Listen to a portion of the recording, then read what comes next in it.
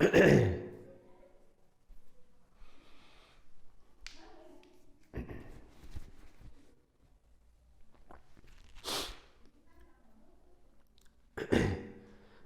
મિત્રો, આપણે માનવ કલ્યાણ માટે બાયોટેકનોલોજીનો ઉપયોગ કરીએ છીએ.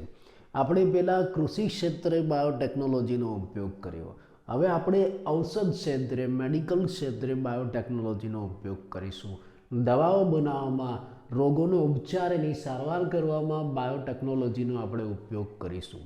એમાં પણ રિકોમ્બિનન્ટ ડીએનએ ટેકનોલોજીનો મેડિકલ ક્ષેત્રે ખૂબ જ મોટો પ્રભાવ છે. દાખલા તરીકે રિકોમ્બિનન્ટ ડીએનએ ટેકનોલોજી દ્વારા તમે ખૂબ જ અસરકારક અને ખાસ કરીને ઉપયોગી એવી સફળ દવાઓ બનાવી શકો છો. અને પાછું થોડી ઘણી માત્રામાં નહીં, મોટા પાયે આપણે રિકોમ્બિનન્ટ ડીએનએ ટેકનોલોજી દ્વારા ખૂબ જ અસરકારક દવાઓ બનાવી શકીએ છીએ. બીજો ફાયદો, તમે રિકોમ્બિનન્ટ ડીએનએ ટેકનોલોજી દ્વારા જે દવાઓ બનાવો છો ને, એની માનવ પ્રતિકારક તંત્ર ઉપર ખરાબ અસર નથી થતી. આપણે મનુષ્ય સિવાય બીજા સ્ત્રોતમાંથી દવાઓ બનાવીએ અને પછી એનો ઉપયોગ કરીએ તો એની આપણી પ્રતિકારક તંત્ર ઉપર અસર થાય છે. પણ રિકોમ્બિનન્ટ ડીએનએ ટેકનોલોજી દ્વારા જે દવાઓ બનાવાય છે એનો આપણા પ્રતિકારક તંત્ર ઉપર ખરાબ અસર નથી થતી. અત્યારે હાલ વર્તમાન સમયમાં આ રીતે આપણે રિકોમ્બિનન્ટ ડીએનએ ટેકનોલોજી દ્વારા 30 જેટલી દવાઓ બનાવી છે. અને આ 30 જેટલી દવાઓ આખા વિશ્વમાં વેચાય છે, લોકો એનો ઉપયોગ કરે છે. આપણા ભારતની અંદર પણ આવી 12 જેટલી દવાઓ બજારમાં વેચાઈ રહી છે અને આપણે વાપરી રહ્યા છે. પ્રશ્ન એમ થાય કે આ રિકોમ્બિનન્ટ ડીએનએ ટેકનોલોજી દ્વારા દવાઓ કેવી રીતે બનાવાય? ચલો આપણે એકાદ દવાનું નિર્માણ કરીએ. આપણે ઇન્સ્યુલિનનું નિર્માણ કરીએ. જીન થેરાપી દ્વારા, જનીન ઇજનેરી વિદ્યા દ્વારા, રિકોમ્બિનન્ટ ડીએનએ ટેકનોલોજી દ્વારા આપણે ઇન્સ્યુલિનનું નિર્માણ કરાવીએ. તો સૌથી પહેલો પ્રશ્ન કે ભાઈ ઇન્સ્યુલિનની જરૂર કયા રોગ માટે પડશે? તમે બધા જ જાણો છો કે ઇન્સ્યુલિનની જરૂર ડાયાબિટીસ મેલિટસ માટે પડે છે. જે વ્યક્તિને ડાયાબિટીસ મેલિટસ છે એની અંદર ઇન્સ્યુલિન બનતું નથી, એટલે એને બહારથી ઇન્સ્યુલિન આપવું પડે છે. બહારથી ક્યાંથી ઇન્સ્યુલિન અપાય? પ્રશ્ન થાય. શરૂઆતના દિવસોમાં, જ્યારે શરૂઆત હતી ત્યારે શરૂઆતના દિવસોમાં આ ઇન્સ્યુલિન અન્ય પ્રાણીઓમાંથી લઈને મનુષ્યને આપવામાં આવતું. દાખલા તરીકે ઘેટા, બકરા, ભૂંડ જેવા પ્રાણીઓ છે એના સ્વાદુપિંડમાંથી ઇન્સ્યુલિન કાઢીને પછી મનુષ્યમાં ડાયરેક્ટ દાખલ કરાતું. પણ એના કારણે કેટલીક ખામીઓ સર્જાતી હતી. જ્યારે આપણે મનુષ્ય સિવાયના પ્રાણીઓમાંથી ઇન્સ્યુલિન કાઢીને મનુષ્યને આપીએ છીએ ત્યારે આપણું પ્રતિકારક તંત્ર એનો સ્વીકાર નથી કરતું. એટલે ઘણી બધી એલર્જી સંબંધી સમસ્યાઓ સર્જાતી હતી, ઘણી બધી આડઅસરો પેદા થતી હતી, ઘણીવાર નુકસાનકારક પણ સાબિત થતું હતું. એનો મતલબ એમ થયો કે ભાઈ મનુષ્ય સિવાય અન્ય પ્રાણીઓમાંથી પ્રાપ્ત કરેલ ઇન્સ્યુલિન એ ડાયાબિટીસ માટે અસરકારક નથી.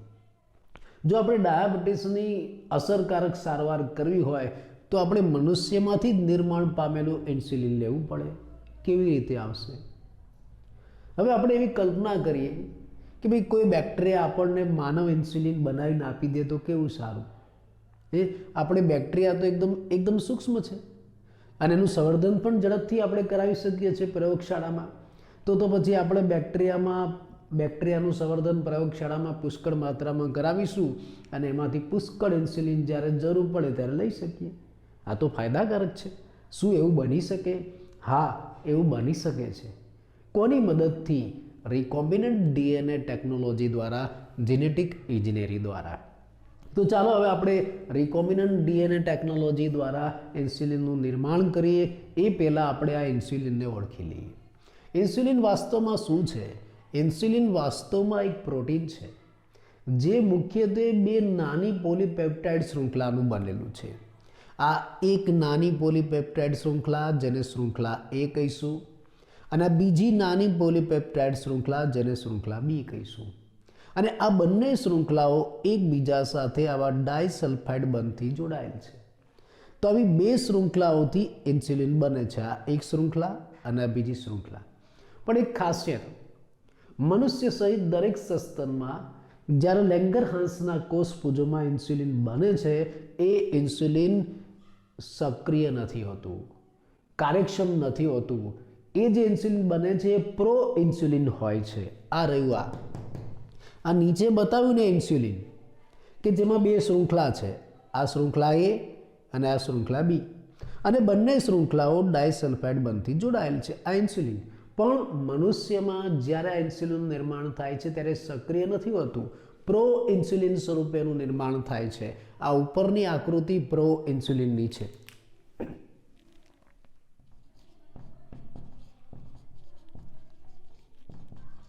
આ પ્રો ઇન્સ્યુલિન પ્રો એન્ઝાઇમ જેવું છે. આ પ્રો હોર્મોન છે.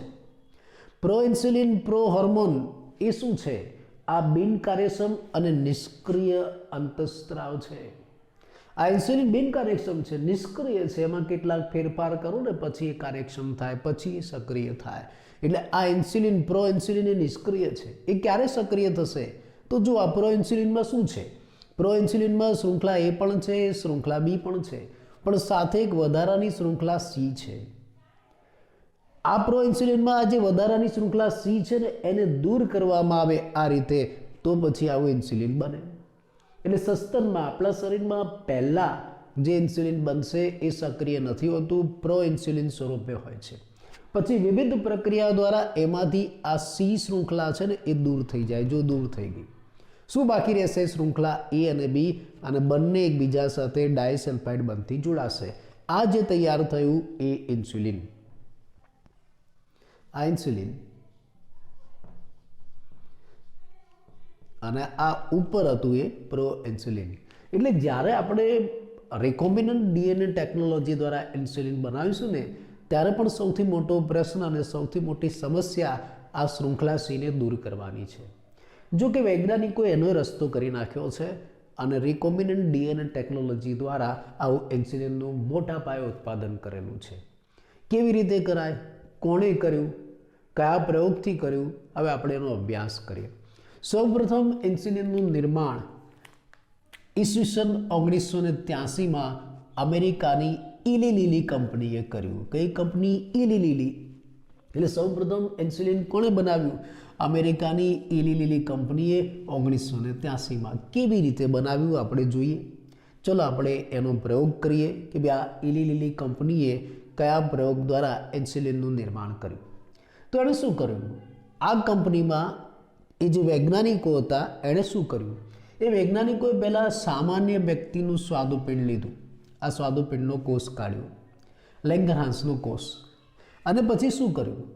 એની અંદર ઇન્સ્યુલિનના નિર્માણ માટે આ શૃંખલા એ અને શૃંખલા બીના નિર્માણ માટે ઇન્સ્યુલિનમાં શું છે?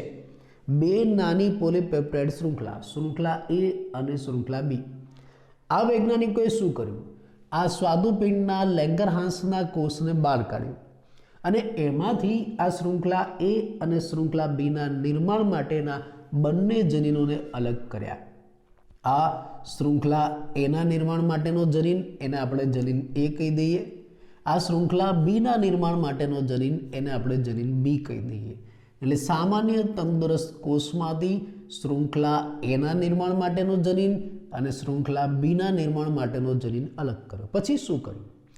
આ બંને જનીનનું એને ઈ કોલાઈ બેક્ટેરિયામાં ટ્રાન્સફર કર્યા. આ બંને જનીનને આ ઈ કોલાઈ બેક્ટેરિયા, એટલે આ બંને જનીનને આ ઈ કોલાઈ બેક્ટેરિયાના પ્લાઝમિડ વાહકમાં દાખલ કર્યા. દાખલા તરીકે આ જનીનને આ પ્લાઝમિડમાં દાખલ કર્યો અહીંયા, ચલો અહીંયા આ જનીન એ, અને આ જનીનને આ પ્લાઝમિડમાં દાખલ કર્યો.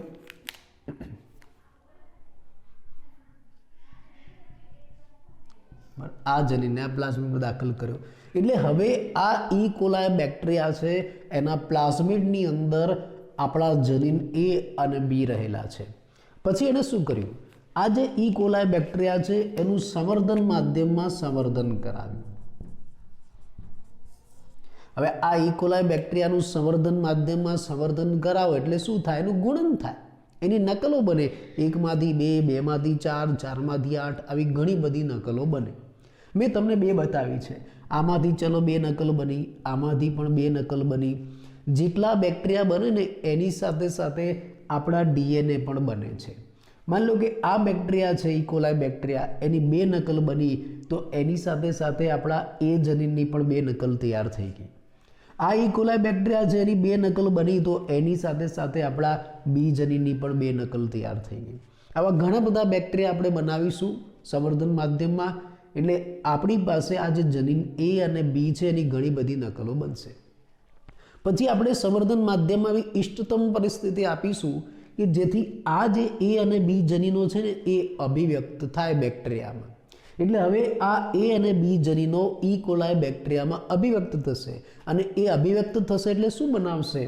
આ એ જનીન છે ને એ શૃંખલા બનાવશે આ રીતે.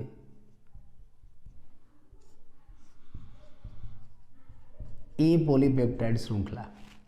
અને આ બી જનીન છે ને એ બી પોલીપેપ્ટાઇડ શૃંખલા બનાવશે. આ બી પોલીપેપ્ટાઇડ શૃંખલા. પછી વૈજ્ઞાનિકોએ શું કર્યું? આ રીતે પુષ્કળ ઘણા બધા બેક્ટેરિયાની અંદર આવી રીતે એ અને બી શૃંખલા બનાવી નાખી. પછી એ અને બી શૃંખલાને બેક્ટેરિયામાંથી બહાર કાઢી લીધી કે ભાઈ ચલો આમાંથી એ શૃંખલા બહાર કાઢી અને આમાંથી બી શૃંખલા બહાર કાઢી.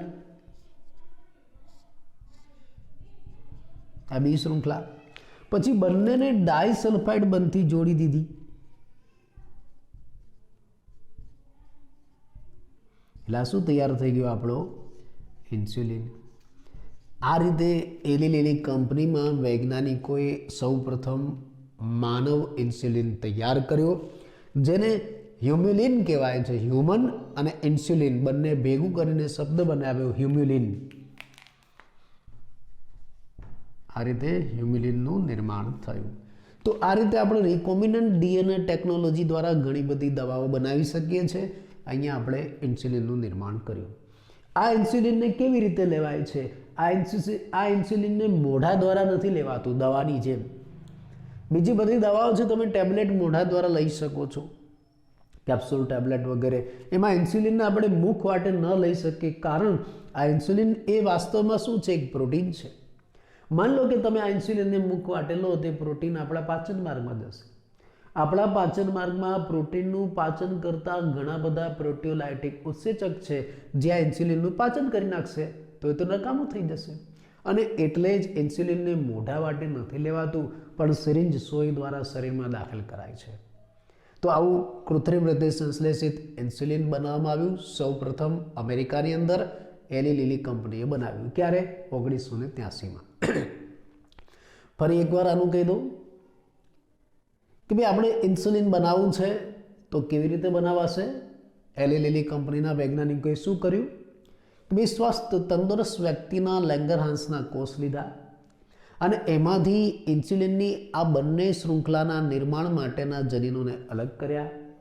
પછી આ જનીનોને ઇકોલાઈ બેક્ટેરિયાના પ્લાઝમિડમાં દાખલ કર્યા. પછી આ ઇકોલાઈ બેક્ટેરિયાનું સંવર્ધન કરાયું. એની સાથે સાથે આ પ્લાઝમિડનું પણ સંવર્ધન થયું અને આપણા ઈચ્છિત ડીએનએનું પણ સંવર્ધન થયું. મોટી સંખ્યામાં આપણી પાસે આ એ અને બી ડીએનએ આવી ગયા. પછી આપણે એવી ઇષ્ટતમ પરિસ્થિતિ આપી કે આ બેક્ટેરિયાની અંદર આ એ અને બી ડીએનએ અભિવ્યક્ત થાય. એટલે આ બેક્ટેરિયાની અંદર એ અને બી ડીએનએ અભિવ્યક્ત થયા.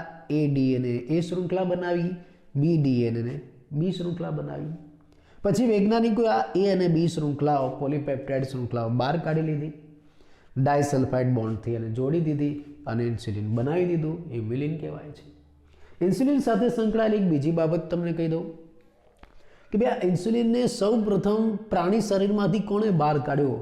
ઈસવીસન 1921માં બેન્ટિંગ, બેસ્ટ અને મેક્લોઇડ નામના વૈજ્ઞાનિકે કૂતરાના સ્વાદુપિંડમાંથી ઇન્સ્યુલિનને બહાર કાઢ્યો સૌ પ્રથમ વખત. અને એટલા જ માટે આ મેક્લોઇડ અને બેસ્ટને એના કાર્ય માટે 1923માં નોબેલ પારિતોષિક મળ્યું.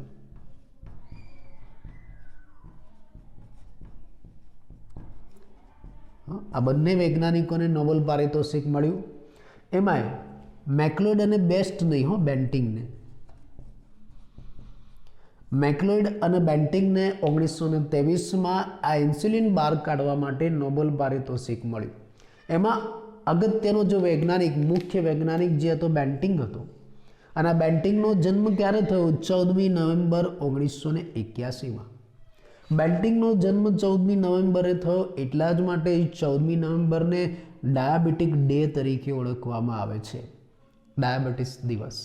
તો આ રીતે આપણે રિકોમ્બિનન્ટ ડીએનએ ટેકનોલોજી દ્વારા ઇન્સ્યુલિન જેવી ઘણી બધી દવાઓ બનાવી શકીએ છીએ.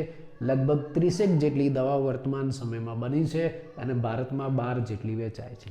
શું આપણે આ જીનેટિક એન્જિનિયરિંગ દ્વારા અથવા તો રિકોમ્બિનન્ટ ડીએનએ ટેકનોલોજી દ્વારા ખાલી દવાઓ જ બનાવી શકીએ છીએ? ના, આપણે આ જીનેટિક એન્જિનિયરિંગ દ્વારા રોગોની સારવાર પણ કરી શકીએ છીએ, ઉપચાર પણ કરી શકીએ છીએ. કેવી રીતે? તો એનો એક જવાબ છે જીન થેરેપી. જીન થેરેપી દ્વારા. આ જીન થેરેપીમાં શું કરવામાં આવે છે? આ જીન થેરેપીની અંદર કોઈ વ્યક્તિના કોષની અંદર માન લો કે ખામીયુક્ત જનીન છે તો આપણે એને દૂર કરી શકીએ છીએ અને એની જગ્યાએ સ્વસ્થ તંદુરસ્ત જનીનને દાખલ કરી શકીએ છીએ. આ જીન થેરેપી. અને આ જીન થેરેપીનો ઉપયોગ ક્યાં થાય છે? આ જીન થેરેપીનો ઉપયોગ આનુવંશિક રોગોમાં થાય છે, જનીન આધારિત રોગોમાં થાય છે. એમાં પણ જો તમને શરૂઆતમાં જ ખબર પડી જાય, માન લો કે ગર્ભ અવસ્થામાં જ ઘણીવાર ખબર પડી જાય છે કે ભાઈ આ બાળક જન્મશે તો એને આ આનુવંશિક રોગ થશે, આ જનીનની ખામી સર્જાશે, તો એવી પરિસ્થિતિમાં આપણે પહેલેથી જ એ ખામીયુક્ત જનીનને દૂર કરીને, ભ્રૂણની અંદર રહેલા, ગર્ભની અંદર રહેલા એ ખામીયુક્ત જનીનને દૂર કરીને ત્યાં આપણો ઈચ્છિત સામાન્ય જનીન દાખલ કરાવી શકીએ છીએ અને જનીનની ખામી દૂર કરી શકીએ છીએ. આ જીન થેરાપી કહેવાય. માન લો કે તમને ગર્ભ અવસ્થામાં ખબર ન પડી, ભ્રૂણ અવસ્થામાં ખબર ન પડી અને બાળકનો જન્મ થઈ ગયો પછી ખબર પડી, તો બાલ્યાવસ્થામાં પણ તમે આ જીન થેરાપીની સારવાર આપી શકો છો. અને એનું આપણી પાસે ઉદાહરણ છે. આ જીન થેરાપીનો સૌપ્રથમ ઉપયોગ 1990માં એક 4 વર્ષની બાળકી ઉપર કરવામાં આવ્યો. 4 વર્ષની બાળકી ઉપર 1990માં આ જીન થેરાપીનો સૌપ્રથમ ઉપયોગ કરવામાં આવ્યો. આ બાળકીને કયો રોગ હતો? સ્કિડ નામનો રોગ હતો. સ્કિડ એટલે શું? આ ટૂંકું નામ છે, severe combined immuno deficiency. Skid એટલે શું? સિવિયર કમ્બાઇન્ડ ઇમ્યુનો ડેફિશિયન્સી નામનો રોગ હતો. આ એક પ્રતિકારક તંત્રની ઉણપનો રોગ છે, એડ્સ જેવો રોગ છે. તો એમાં શું કરી શકાય? આ રોગની અંદર શું થાય છે? આ રોગની અંદર એડીએ ઉત્સેચકની ઉણપ સર્જાય છે. એડીએ ઉત્સેચક છે. આ એડીએનું આખું નામ તમને કહી દઉં, એડિનોસાઇન ડી એમિનેઝ ઉત્સેચક. જો આ ઉત્સેચકની ઉણપ સર્જાય ને તો એની અસર આપણી રોગ પ્રતિકારક શક્તિ ઉપર થાય છે અને રોગ પ્રતિકારક શક્તિ ઘટતી જાય છે. એટલે આની તાત્કાલિક સારવાર આપવી જરૂરી છે. આ એડીએની ઉણપ કેમ સર્જાઈ? કારણ કે એમાં એડીએનું નિર્માણ કરતા જે જનીન છે ને એનો લોપ થઈ જાય છે, એમાં એ જનીન નથી હોતું, એટલે આવું થયું. તો હવે આપણે એની સારવાર કેવી રીતના કરી શકીએ? આ બાળકનો ઉપચાર કેવી રીતના કરી શકીએ? મુખ્ય 2 પદ્ધતિ છે. એક તો બોન મેરો ટ્રાન્સપ્લાન્ટેશન દ્વારા, બોન મેરો બદલી નાખો. બીજું ઉત્સેચક રિપ્લેસમેન્ટ થેરાપી દ્વારા. આ જે ઉત્સેચક રિપ્લેસમેન્ટ થેરાપી છે ને એમાં સિરિંજની મદદથી રોગીના શરીરમાં ડીએનએનો પ્રવેશ કરાવાય છે, સામાન્ય સક્રિય ડીએનએનો પ્રવેશ કરાવે છે. આ બંને થેરાપી, આ બંને ઉપચાર પદ્ધતિ છે ને એની અમુક મર્યાદા છે. એ સંપૂર્ણપણે કારગત નથી, એ સંપૂર્ણપણે રોગોનો નાશ નથી કરી શકતી. તો પછી એનો વિકલ્પ શું? એનો વિકલ્પ છે જીન થેરાપી. કેવી રીતે કરાવાય આપણે સમજીએ. એ સમજતા પહેલાં આટલું હું તમને ફરીથી કહી દઉં ટૂંકમાં કે ભાઈ આપણે બાયોટેકનોલોજીનો હવે મેડિકલ ક્ષેત્રે, ઔષધ ક્ષેત્રે ઉપયોગ કરવાનો છે. એમાં રિકોમ્બિનન્ટ ડીએનએ ટેકનોલોજી વધારે વપરાય છે ને એની મદદથી આપણે સારી દવાઓ બનાવી શકીએ છીએ. એની મદદથી આપણે ખૂબ જ અસરકારક, સુરક્ષિત દવાઓ બનાવી શકીએ છીએ ને મોટા જથ્થામાં. અત્યારે હાલ એવી 30 જેટલી દવા આપણે બનાવેલી છે ને ભારતમાં 12 જેટલી વેચાય છે. ચલો આપણે જીનેટિક એન્જિનિયરિંગ દ્વારા ઇન્સ્યુલિનનું નિર્માણ કેવી રીતે થાય સમજીએ. એ સમજતા પહેલાં આ ઇન્સ્યુલિન શું છે ને આપણે ઓળખવું પડે. આ ઇન્સ્યુલિન એક પ્રોટીન છે જે આવી 2 નાની શૃંખલાઓનું બનેલું છે, શૃંખલા એ અને શૃંખલા બી. આ બંને શૃંખલાઓ એકબીજા સાથે ડાયસલ્ફાઇડથી જોડાય છે. પણ સસ્તનની અંદર મનુષ્યમાં લેંગરહાન્સના કોષપુંજોમાં શરૂઆતમાં જે ઇન્સ્યુલિન બને છે આવું નથી હોતું, આવું હોય છે પ્રો ઇન્સ્યુલિન. એનું પૂર્વ સ્વરૂપ સક્રિય નહીં, આ સ્વરૂપ કાર્યક્ષમ નથી, સક્રિય નથી, એને કાર્યક્ષમ બનાવવું પડે છે વિવિધ પ્રક્રિયાઓમાંથી પસાર કરીને. આ પ્રો ઇન્સ્યુલિન છે એમાં શું છે? એમાં શૃંખલા એ અને બી તો છે જ, પણ સાથે એક વધારાની શૃંખલા છે, શૃંખલા સી. જો આ પ્રો ઇન્સ્યુલિનને આવા સક્રિય ઇન્સ્યુલિનમાં ફેરવવું હોય તો આ શૃંખલા સીને આપણે દૂર કરવી પડે, અને જે વાસ્તવિક રીતે આપણા શરીરમાં દૂર થતી હોય છે. એટલે જ્યારે પણ આપણે જેનેટિક એન્જિનિયરિંગ કરીશું ત્યારે સૌથી મોટો પ્રશ્ન આ સી શૃંખલાને દૂર કરવાનો રહેશે. જો કે વૈજ્ઞાનિકો એનો રસ્તો કરી નાખ્યો છે અને પછી પ્રયોગશાળાની અંદર આવા ઇન્સ્યુલિનનું નિર્માણ કર્યું છે. ક્યારે કર્યું? ઈસવીસન 1983માં અમેરિકાની ઇલી લિલી કંપનીએ આ ઇન્સ્યુલિનનું નિર્માણ કર્યું. કેવી રીતે કર્યું? એના વૈજ્ઞાનિકોએ શું કર્યું? એના વૈજ્ઞાનિકોએ લેંગરહાન્સના કોષો લીધા, સ્વાદુપિંડના કોષો, અને એમાંથી ઇન્સ્યુલિનના નિર્માણ માટે આ શૃંખલા એ અને બીના નિર્માણ માટે જવાબદાર બંને જનીનોને અલગ કર્યા. પછી આ બંને જનીનોને ઈ કોલાય બેક્ટેરિયામાં પ્લાઝમિડ વાહક સાથે જોડી દીધા. પછી આ ઈ કોલાય બેક્ટેરિયાનું સંવર્ધન કરાવ્યું, એટલે એની સાથે સાથે આ પ્લાઝમિડ વાહકનું પણ સંવર્ધન થાય અને એમાં રહેલા આપણા ઈચ્છિત ડીએનએની પણ વધારે નકલો બને. પછી એવી ઇષ્ટતમ પરિસ્થિતિ આપી કે આ બેક્ટેરિયાની અંદર રહેલ આ જે જનીન છે એ અભિવ્યક્ત થાય અને પોતે એ અને બી શૃંખલાનું નિર્માણ કરે. આ એ જનીનવાળા જે બેક્ટેરિયા છે એ પોતાની અંદર એ શૃંખલાનું નિર્માણ કરશે. આ બી જનીનવાળા બેક્ટેરિયા છે પોતાની અંદર બી શૃંખલાનું નિર્માણ કરશે. પછી વૈજ્ઞાનિકોએ શું કર્યું? પછી વૈજ્ઞાનિકોએ આ બેક્ટેરિયામાંથી એ અને બી શૃંખલાને અલગ કરી લીધી. આ બંને શૃંખલાને ડાયસલ્ફાઇડ બોન્ડથી જોડી દીધી, એટલે આપણું ઇન્સ્યુલિન તૈયાર, જેને હ્યુમિલિન કહેવાય છે. આ ઇન્સ્યુલિન આપણે મોઢા વાટે ન લઈ શકીએ, ઇન્જેક્શન દ્વારા જ લેવું પડશે. આ ઇન્સ્યુલિનને સૌપ્રથમ કોણે બહાર કાઢ્યું? બેન્ટિંગ બેસ્ટ અને મેક્લોઇડ નામના વૈજ્ઞાનિકે 1921માં. અને એટલા જ માટે આ મેક્લોઇડ અને બેન્ટિંગ નામના વૈજ્ઞાનિકને 1923માં નોબેલ પારિતોષિક મળ્યું. આ બેન્ટિંગ એ મુખ્ય વૈજ્ઞાનિક હતો જેનો જન્મ 14મી નવેમ્બરે થયો, એટલે 14મી નવેમ્બરને ડાયાબિટીક ડે તરીકે ઓળખવામાં આવે છે. ખાલી આવું દવાઓ બનાવવા માટે જ બાયોટેકનોલોજી નથી વપરાતી. આ ઉપરાંત સારવાર માટે ઉપચાર પદ્ધતિમાં પણ આ જનીન ઇજનેરી વિદ્યાનો ઉપયોગ થાય છે. જીન થેરાપી વપરાય છે. એમાં આપણે ખામીયુક્ત જનીનને દૂર કરીને એની જગ્યાએ આપણો યોગ્ય સામાન્ય તંદુરસ્ત જનીન દાખલ કરી શકીએ છીએ. અને એમાંય તમને ભ્રૂણ અવસ્થામાં ખબર પડી જાય તો પહેલેથી તમે સારવાર આપી શકો છો. આ જનીન થેરાપીનો સૌ પ્રથમ ઉપયોગ 1990માં એક 4 વર્ષની બાળકી ઉપર કરવામાં આવ્યો, જેને સ્કિડ નામનો રોગ હતો, સિવિયર કમ્બાઇન્ડ ઇમ્યુનો ડેફિશિયન્સી. આ રોગની અંદર શું થાય છે? આ રોગની અંદર દર્દીને એડીએની ઉણપ સર્જાય છે. એડી એ ઉત્સેચક છે, એડિનોસાઇન ડીએમિનેઝ ઉત્સેચક. આ ઉત્સેચકની ઉણપ સર્જાય ને એની અસર એની રોગ પ્રતિકારક શક્તિ ઉપર પડે છે. કારણ શું હતું? કારણ આ એડીનું નિર્માણ કરતા જનીનનો લોપ થયો, એ જનીન ગાયબ થઈ ગયા, એટલે આવું થયું. તો આપણે શું કરી શકીએ? આ બાળકના ઉપચાર માટે આપણે શું કરી શકીએ? એક તો બોન મેરો ટ્રાન્સપ્લાન્ટેશન કરાવી શકીએ. બીજું ઉત્સેચક રિપ્લેસમેન્ટ થેરાપી કરાવી શકીએ. ઉત્સેચક રિપ્લેસમેન્ટ થેરાપીમાં આપણે સિરિંજની મદદથી રોગીના શરીરની અંદર સક્રિય ડીએનએનો પ્રવેશ કરાવી શકીએ. પણ આ બંને જે સારવાર પદ્ધતિ છે એ સંપૂર્ણપણે અસરકારક નથી, રોગોને સંપૂર્ણ રીતે મટાડી નથી શકતા. તો એના માટે આપણે શું કરાવવું પડશે? જીન થેરાપી કરાવવી પડશે. કેવી રીતે કરાવાય આપણે જોઈએ.